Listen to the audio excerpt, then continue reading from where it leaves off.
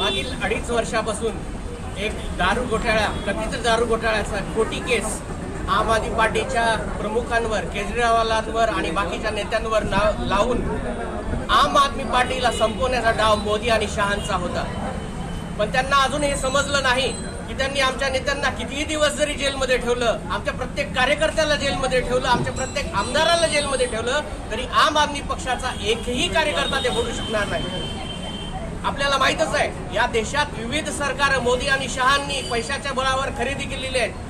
प्रत्येक आमदाराला त्यांनी फोडण्याचा प्रयत्न केलेला आहे. 25-25 कोटी आमदारांना वाटलेले आहेत. आणि असं असताना सुद्धा केजरीवाल साहेब मागच्या 7 महिन्यामध्ये पासून जेलमध्ये असताना, त्याचबरोबर आम आदमी पार्टीची टॉप लिडरशिप, जवळपास सगळीच लिडरशिप जेलमध्ये असताना सुद्धा आम आदमी पार्टीचा एकही आमदार, एकही कार्यकर्ता मोदी आणि शहांना फोडता आलेला नाही. हेच आम आदमी पार्टीचं यश आहे. आणि यावरूनच हे सिद्ध होतं की आम आदमी पार्टीचा प्रत्येक कार्यकर्ता, प्रत्येक आमदार हा भ्रष्टाचाराविरुद्ध लढण्यासाठी किती सक्षम आहे आणि किती कट्टर इमानदार आहे.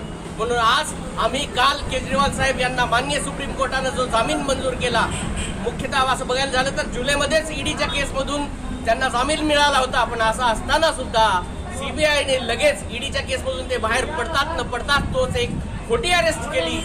कशासाठी? तर केवळ केजरीवाल साहेब जेलच्या बाहेर येऊ नये आणि हरियाणा किंवा बाकीच्या इलेक्शनमध्ये बीजेपीला धोका निर्माण होऊ नये, केवळ याच कारणासाठी त्यांनी त्यांना जेलमध्ये ठेवलेलं होतं. पण मी परत एकदा माननीय सुप्रीम कोर्टाचे आभार मानतो आणि सगळेजण आम्ही संविधानाला मानणारे आहोत.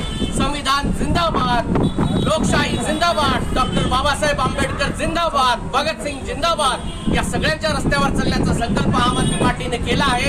आणि याच्याही पुढं कितीही संकट जरी आली तरी दुप्पट ताकदीनं, खूप मनातल्या शक्तीनं आम्ही परत एकदा मोदी शहांचा आणि या देशातल्या प्रत्येक घराणेशाहीचा मुकाबला करू, एवढं सांगतो.